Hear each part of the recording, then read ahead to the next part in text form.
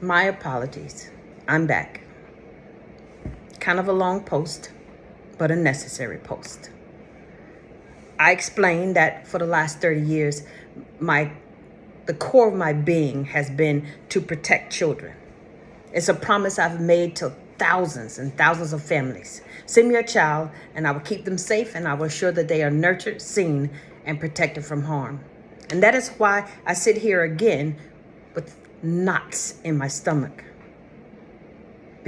Because we are living in a moment of profound moral sickness. To know that there are grown men who would steal a child's innocence for their own grotesque pleasure makes me want to throw up. It is an evil that has no place in a decent society, and I say decent society mildly.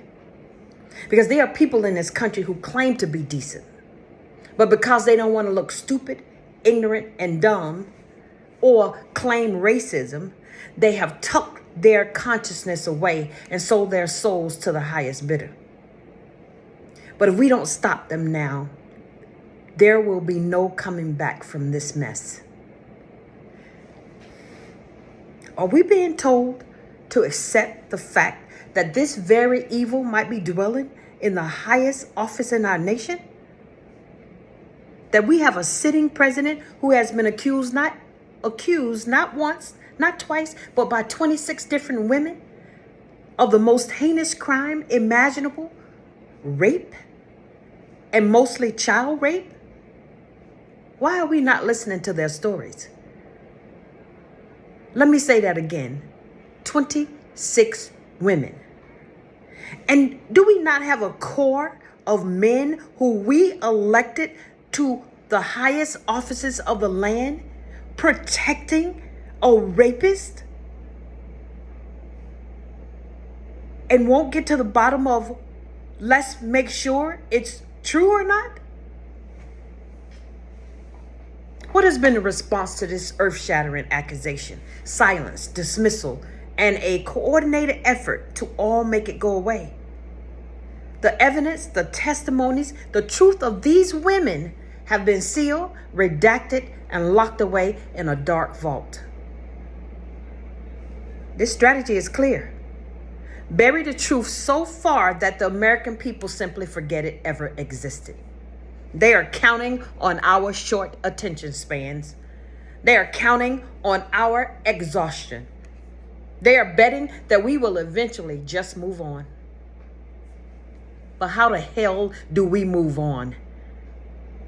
Every single parent in this country, I ask you that question. If you are a parent, how the hell do we move on? Do we move on because it's not ours? Like, what? How do I look the parents in my community in the eye and tell them everything will be okay when there's a rot at the very highest level of our government? And what I find most galling, most hypocritical, is the deafening silence from those who claim to be the loudest moral authority. Those people who call themselves Christians, who speak of family values and righteousness, those who want to take us so far back that we will have to change our name to Maiden. They have wiped these allegations from their minds. They have chosen political power over the sanctity of a child. Their silence is not just complicity. It is a betrayal of the very faith they claim to hold so dear. We cannot allow this to be forgotten. Are you kidding me? We cannot allow the truth to be buried. When we ignore the cries of the abused, we become partners in the abuse. I'll say that again. When we ignore the cries of the abused, we become partners in their abuse. When we prioritize a political party over the safety of a child, we have lost our soul as a nation. My entire life has been dedicated to one simple principle: protecting our children. This is not about politics. This is about our basic humanity. We must demand that those files be unsealed. We must demand that the truth be heard. We must show our children that no one, no matter how powerful, is above accountability for their actions. We are their protectors. It's time we acted like it. The trauma of sexual abuse inflicts deep and lasting wounds on a child developing mind and body. And these effects are not isolated, but create a cascade of challenges that can persist throughout their entire lives. It can alter their mental, physical, and cognitive abilities. The psychological fallout alone from this kind of abuse is profound and multifaceted. They are at a higher risk of depression, anxiety, and PTSD. Many abusers never ever reach their true potential. 1 in every 4 girls and 1 in every 13 boys will experience sexual abuse before the age of 18.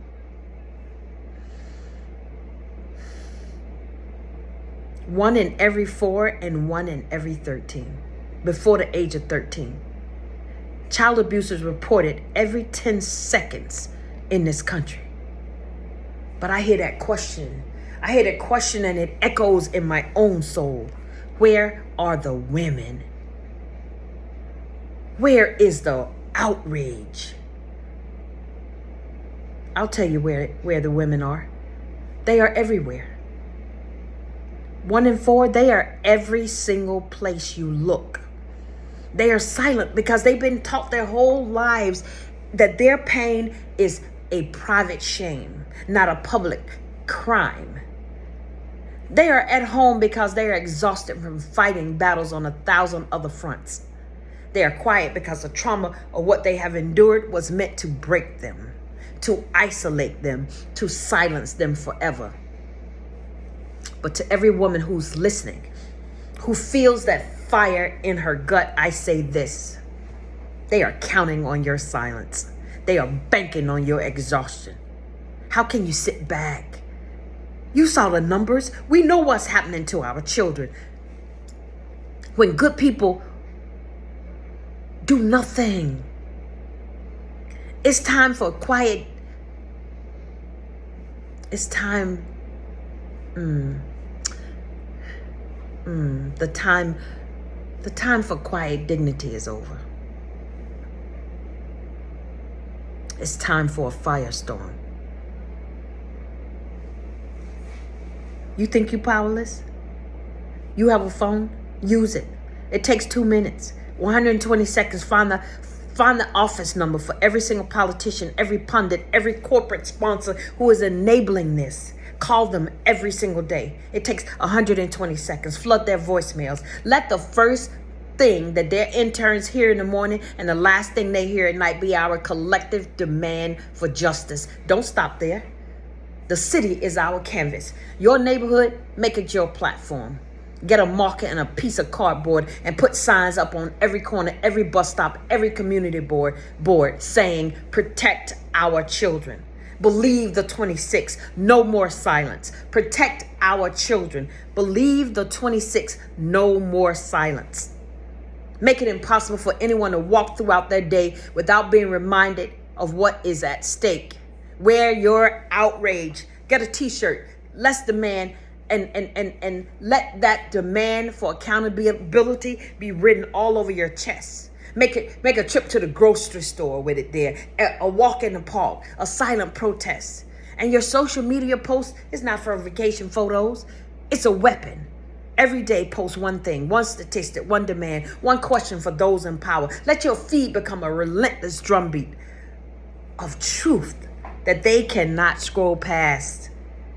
This is not someone else's fight. This is our fight. A firestorm doesn't start on its own. It starts with a single spark. That's the spark. Be that spark. Let's go right now, today. If we let it die, we are letting more victims get hurt. And let's get one thing straight. Every single day we let this issue fade from the headlines, we're actively participating in the harm of another child. Our silence is a green light for predators. If we let the fire of our outrage die, then we are helping them dig the next victim's grave. They are trying to lower the age of consent behind our backs so they can target more minors without consequence. I recently listened to this police officer whose job, he's a detective, his job is to watch these videos of these monsters harming our children. And he described the horrors, the sound, the cries of these helpless babies screaming out for their mothers and fathers. When you hear something like that, that fractures your soul. My heart will never be the same, and yours shouldn't either. That sound should be ringing in the ears of every lawmaker and every apathetic citizen in this country. And so to any abuser out there who hasn't sought professional help, who's walking among us like a wolf in sheep's clothing, I hope your little tiny wiener falls right off in your sleep. I hope your guilt consumes you like a plastic bag tied over your head. I hope you jump.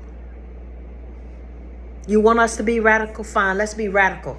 I'm done with your thoughts and prayers. I'm done with the ineffective sentences. Every single person convicted of these crimes should be given two choices: a permanent limp dick potion that chemically ensures that you can never hurt another child, or you should be put away for life with no parole. No second chances. Sorry, but not sorry, because your victims don't get a second chance at childhood. Don't you dare tell me you're just one person either. Don't you dare think that your voice is too small. A single penny is nothing by itself. But when a bunch of them are put together, it can make $1 million. We are the pennies, guys. Every last one of us is a penny. Each phone call, each post, each sign, each conversation is another coin in the jar. So make a stand. Do it yourself. Don't wait for a movement to sweep you up. Be the movement. Let's go.